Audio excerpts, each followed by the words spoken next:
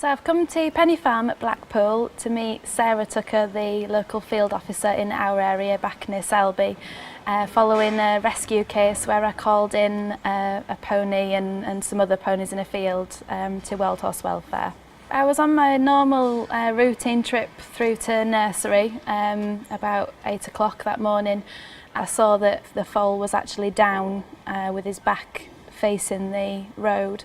So I was able to see exactly the situation with his back. It was completely skinless. It was just horrendous. So I just phoned Wild Horse Welfare straight away and reported exactly where the ponies were and what I'd seen. I managed to get there within about an hour following this call to find little Buggy laid down on the floor. There was something quite obviously wrong with him. He looked very, very thin, but as soon as I started walking up to him, I could smell a real infection smell. It was quite putrid.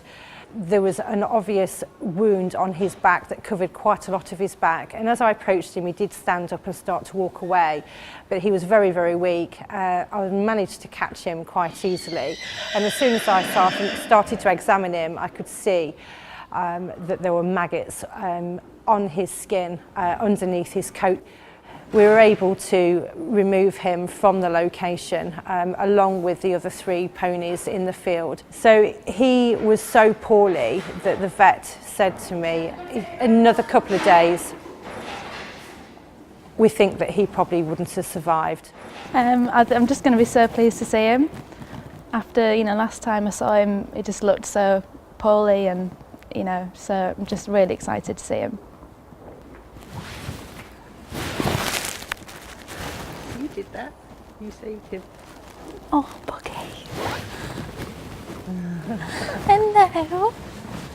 Gorgeous boy. Hello, gorgeous boy.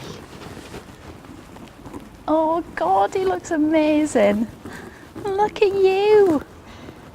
A gorgeous boy. He looks amazing. Well done.